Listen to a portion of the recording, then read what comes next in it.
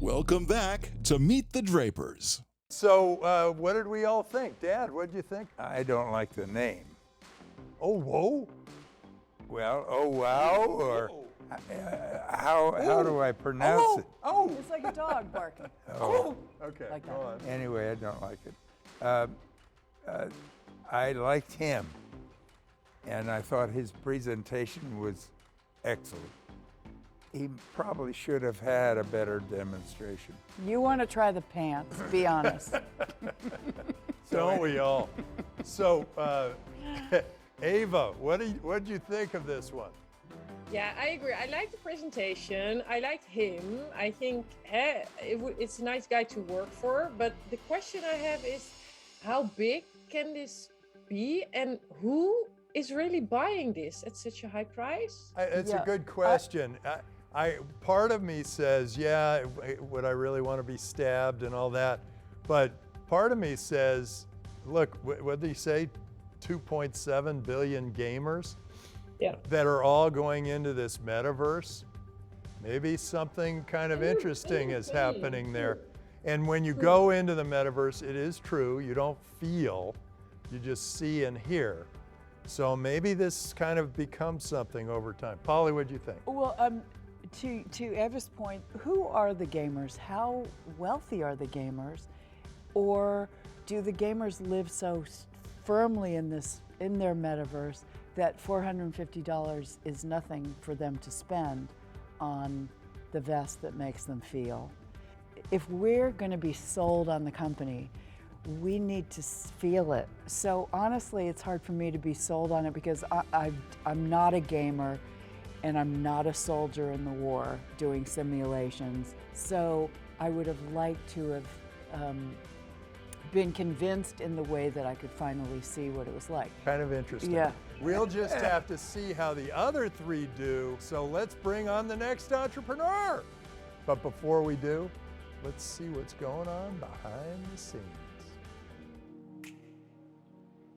Maybe 4 or 5 years ago, virtual reality was known as just a next generation gaming platform, whereas we're creating technologies for virtual reality for healthcare, virtual reality for education. 4 years ago, investors would have said VR was dead back then. Now they're just so happy about VR. In 2 years, they'll probably say dead again. So a company in this kind of space, we have to just constantly be going through the tornadoes of different trends and different opinions and try to survive through all of it, building and building and building and just surviving. And luckily for us, I think the silver lining of COVID is that it's really made a lot of stubborn organizations and regulatory bodies and governments much more friendly to technologies like virtual reality and what it offers.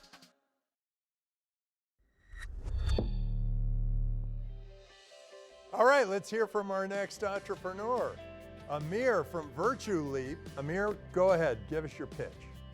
Hi everyone, my name is Amir Bozorgzadeh. I am the co-founder and CEO of Virtuleap, a Boost VC Adam Draper backed company that combines the neurosciences with virtual reality in order to improve brain health. And specifically to address the huge impact that cognitive disorders. We can all use a little of that. Right? Yeah, so how soon can you improve our brain health?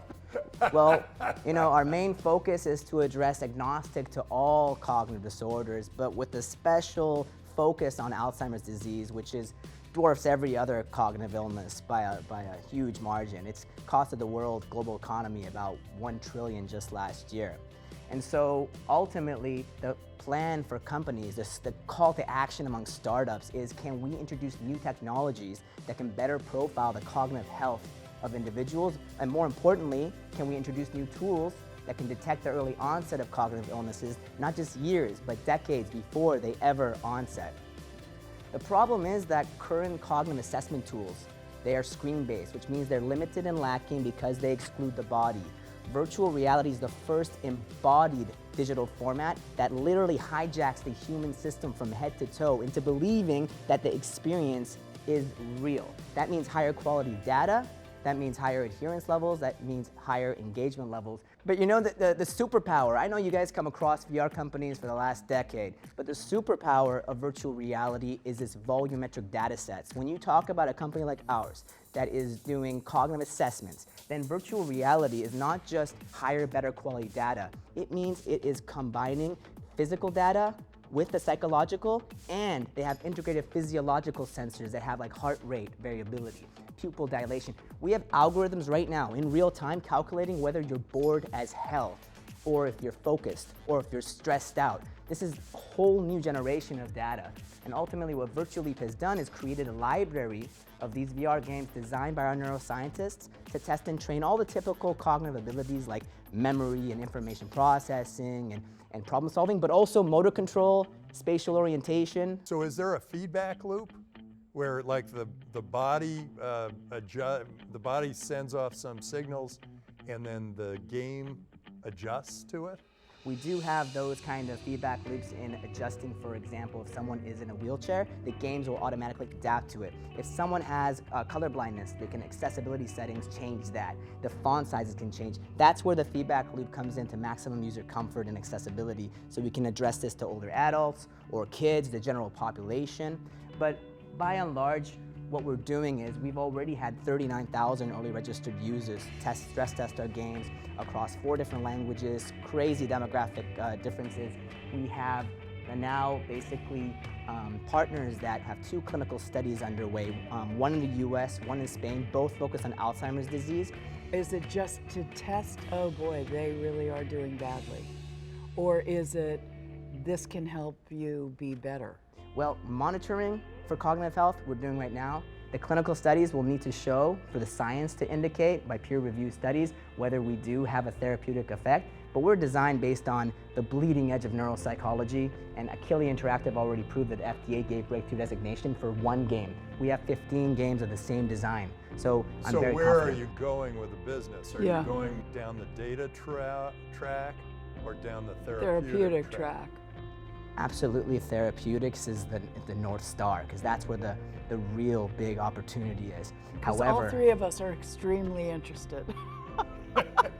Well, basically, you have these applications like therapeutics, but that's the North Star, and that's where we're going to go, and that's where we are going to go. However, the applications are so agnostic that we've created a system that can be used by private high schools, can be used by children hospitals, it can be used by anybody. And if you look at the number of partners we have, they're validating us across every use case, from monitoring and data assessment side, using volumetric data sets that you have so many examples of, but therapeutics is where we are headed towards and focused on. So can we demo this? I would love for you to stand up. Okay, here we go. I'm gonna load you up with up. Enhance.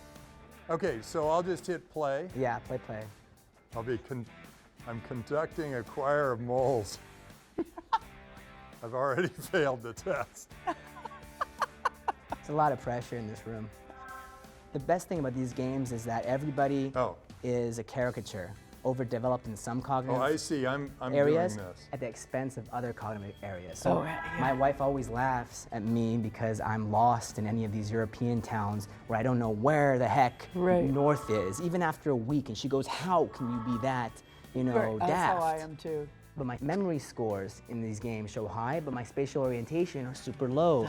So it reflects the caricature of everyone, which is the educational side. Interesting. And so if someone hates this particular game, it's not because they hate the game, it's because it's touching on their Achilles heel of an area in their life they always sway away from. And that's what the culture is always about. It's glorifying the Tiger Woods, overdevelopment of one particular thing at the expense of other things. So how do we become more wholesome? How do we use this as a gym for the mind? So. Okay, I get it. I sort of get it. Here, you can take these. Thank you, Tim. Follow me on Twitter. I'm at Tim Draper. If you got a great idea, go ahead and send it to me. And who knows, you might be the next big contestant. We'll be right back after this.